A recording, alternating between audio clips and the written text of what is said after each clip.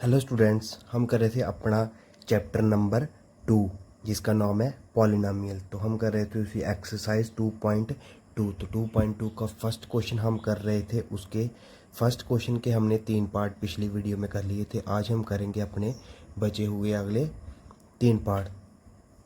तो question number first क्या बोल रहा था कि सबसे पहले क्या करो, find the zeros of the following quadratic polynomial. ये जो क्वाड्रेटिक पॉलिनोमियल दिए हैं इनके क्या निकालो, जीरो निकालो। सबसे पहले क्वाड्रेटिक पॉलिनोमियल क्या होता है? क्वाड्रेटिक पॉलिनोमियल वो होता है जिसमें जिसकी डिग्री क्या हो, 2 होती है, उसको हम कौन सा पॉलिनोमियल बोलते हैं? Quadratic polynomial. ठीक है, तो फिर पहले जीरो निकालने क्वाड्रेटिक पॉलिनोमियल के, फिर जब जीरो हम निकाल लेंगे फिर हम क्या करेंगे, जीरो और उसके कोफिशिएंट के बीच में रिलेशनशिप फाइंड करेंगे, रिलेशनशिप को वेरीफाई करेंगे। ठीक है, तो सबसे पहले इसके जीरो निकालते हैं। देखो इधर पार्ट दिया 4u² प्लस 8u।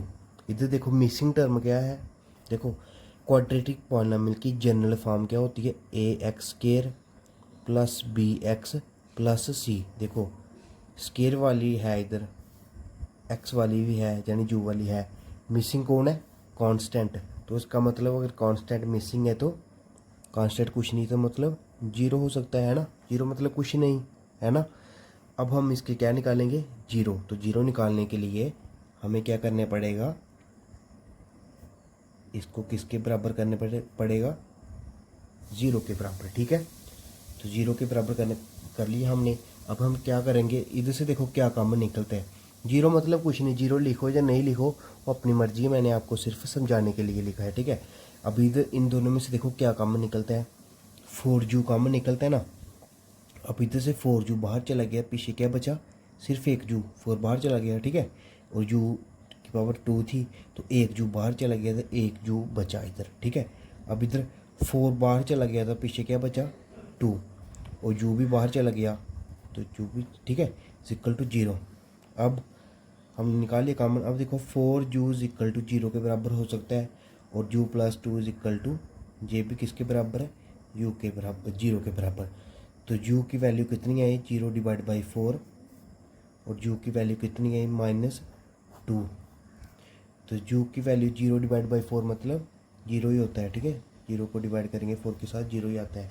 तो ये क्या है हमारे, ये आए हमारे जीरोज ऑफ दिस पॉलिनोमियल। ठीक है, अब हम क्या निकालेंगे, इन दोनों जीरो के बीच हम जीरोज और कोफिशिएंट के बीच हम रिलेशनशिप को वेरीफाई करेंगे। तो वो कैसे करते थे हम करते थे सम ऑफ जीरोज। क्या होता था फार्मूला, मैंने आपको पढ़ाया था पीछे कि minus coefficient of you divide by coefficient of you square. ठीक है, अभी इन दोनों को हम इक्वल करते थे, मतलब अगर ये दोनों आपस में बराबर आ गए तो इसका मतलब जीरोज और कोफिशिएंट रिलेशनशिप को हमने वेरीफाई कर दिया सम ऑफ जीरो के केस में। ठीक है, तो देखो जीरो कौन कौन सी है, एक जीरो है, एक -2 है। तो इनका क्या करेंगे, पहले सम करेंगे इस साइड लेफ्ट हैंड साइड। ठीक है, 0 प्लस -2। अब देखो ये तो माइनस फार्मूले का है। कोफिशिएंट ऑफ यू कितना है? अब देखो इधर कोफिशिएंट ऑफ यू, तो यू के साथ जो भी नंबर मल्टीप्लाई होता है वो होता है यू का कोफिशिएंट। तो कौन सा नंबर मल्टीप्लाई हो रहा है? 8। तो 8 divide by coefficient of you square. अब यू स्क्वायर का कौन सा कोफिशिएंट है? 4। तो -8 डिवाइड बाई 4। अब देखो 0 प्लस -2 यानी 0 -2। ठीक है, अब देखो 4 1 का 4 4 2 का 8, तो ये बचा -2। तो आया ना 0 -2 मतलब -2 is equal to -2 is equal to -2। तो ये तो हमने वेरीफाई कर लिया, जीरोस और कोफिशिएंट का रिलेशनशिप वेरीफाई कर लिया सम ऑफ जीरोस के केस में। अब हम दूसरा किसके केस में वेरीफाई करते थे? Product of zeros. तो दूसरा प्रोडक्ट ऑफ जीरोस, ये किसके बराबर होता था? ऊपर होती थी कांस्टेंट टर्म, याद करो मैंने आपको पढ़ाया था पीछे, constant term divide by coefficient of you square. तो इधर क्या है? Product of zeros. ये भी दोनों इक्वल आने चाहिए। ठीक है, तभी रिलेशनशिप वेरीफाई होगा जीरोज और कोफिशेंट के बीच में। प्रोडक्ट ऑफ जीरो, जीरो कौन कौन से हैं, एक जीरो है, एक -2 है, ठीक है। तो इनका क्या करेंगे, प्रोडक्ट करेंगे। प्रोडक्ट मतलब मल्टीप्लाई करेंगे, तो 0 मल्टीप्लाई -2, ठीक है। तो कांस्टेंट टर्म क्या है, मैंने आपको बताई थी ऊपर, कांस्टेंट टर्म कुछ नहीं है तो मतलब 0 होगी, ठीक है। तो 0 divide by coefficient of you square. You square का क्या कोफिशेंट था, यू स्केयर के साथ कौन सा नंबर मल्टीप्लाई हो रहा है, 4, तो 4 क्या हो गया, यू स्केयर का कोफिशेंट हो गया। तो 0 डिवाइड बाई 4। अब देखो 0 के साथ किसी को भी मल्टीप्लाई करोगे तो क्या आता है, 0, ठीक है। और 0 डिवाइड बाई 4 0, तो ये भी क्या आ गया, इक्वल आ गया। तो इसका मतलब हमने 0 भी फाइंड कर लिए और उन दोनों जीरोज़ और कोफिशेंट के बीच में हमने रिलेशनशिप को भी वेरीफाई कर लिया, ठीक है। अब देखते हैं इसका नेक्स्ट पार्ट। अब इधर देखिए बच्चों, 5th पार्ट में क्या है, टी स्केयर -15। तो सबसे पहले तो देखिए कि इसमें मिसिंग टर्म क्या है। मिसिंग टर्म आपको पता है कि जनरल फॉर्म क्या होती है क्वाड्रेटिक पॉलिनोमियल की, ax square plus bx plus c। तो इसमें स्केयर वाली भी है और कांस्टेंट भी है, स्केयर वाली भी है और कांस्टेंट पे मिसिंग कौन सी है, bx वाली। यानी अगर नहीं लिखा हो तो इसको हम कैसे लिख सकते हैं, T square plus T 0t -15। इसको हम ऐसे लिख सकते हैं ना जनरल फॉर्म, 0 के साथ टी को मल्टीप्लाई करके तो 0, तो 0 मतलब 0 कुछ नहीं, तो टी स्केयर -15 तब भी ऐसे ही बचा, तो टी स्केयर -15 की ये जनरल फॉर्म होगी। ऐसे समझाने के लिए मैंने आपको लिखा, आगे हम इसको देख के ही अपने रिलेशनशिप फाइंड करेंगे, ठीक है। तो सबसे पहले देखो हमने क्या निकालना है इसमें, इस क्वाड्रेटिक पॉलिनोमियल में क्या निकालेंगे, हम जीरोज़ निकालेंगे, ठीक है। तो जीरोज़ निकालेंगे तो कैसे निकालेंगे, देखो ये टी स्केयर है, ये -15 है, इसको पहले क्या करेंगे, इसको 0 के बराबर कर लेंगे जीरोज़ फाइंड करने के लिए, ठीक है। Which implies T square is equal to, ये -15 उधर गया तो बन जाएगा 15, 0 + 15 इक्वल टू 15, ठीक है। अब देखो टी, अब आपको पता है ना, आपने 9th क्लास में पढ़ा है, ये टी की पावर कितनी है, 2 है ना। ये टी की पावर 2 उधर जाएगी तो बन जाता है रूट, ठीक है। 15 का रूट, टी की पावर हम हटाएंगे ना, तो टी की पावर स्केयर है तो स्केयर उधर जाएगा तो बन जाएगा रूट, और इधर प्लस माइनस, यानी टी की वैल्यू है √15 प्लस का √15 और टी की वैल्यू है माइनस का √15। प्लस माइनस का मतलब जो प्लस में भी वैल्यू है और माइनस में भी वैल्यू है, तो इसका मतलब ये क्या बन गए, इसके इस क्वाड्रेटिक पॉलिनोमियल के जीरोस बन गए, एक प्लस का √15 और दूसरा माइनस का √15, ठीक है। तो इसके बाद हम क्या निकालते थे, जब जीरो हम निकाल लेंगे उसके बाद हम निकालते थे उनका जीरो और कोफिशिएंट के बीच में रिलेशनशिप को वेरीफाई करते थे। तो उसके लिए हम क्या निकालते हैं, sum of zeros equal to coefficient minus coefficient of T divide by coefficient of T square. ये भी मैंने आपको पीछे पढ़ाया है, ठीक है। क्वाड्रेटिक पॉलिनोमियल के केस में सम ऑफ जीरोस कैसे फाइंड करते हैं और प्रोडक्ट ऑफ जीरोस कैसे फाइंड करते हैं, ये मैंने आपको पहले भी पढ़ाया है, ठीक है। इन दोनों को, ये दोनों आपस में बराबर आने चाहिए, तो सम ऑफ जीरोस यानी इन दोनों को क्या करेंगे, सम करेंगे, तो √15 plus minus √15 is equal to, अब देखो माइनस कोफिशिएंट ऑफ टी का कोफिशिएंट क्या है, इधर नहीं दिख रहा लेकिन इधर हमने जनरल फॉर्म पढ़ाई ना, तो टी का कोफिशिएंट क्या है, 0 divide by coefficient of T square. तो टी स्केयर का कोफिशिएंट क्या है, 1, जिसका कोफिशिएंट कुछ नहीं होता उसका कोफिशिएंट है 1।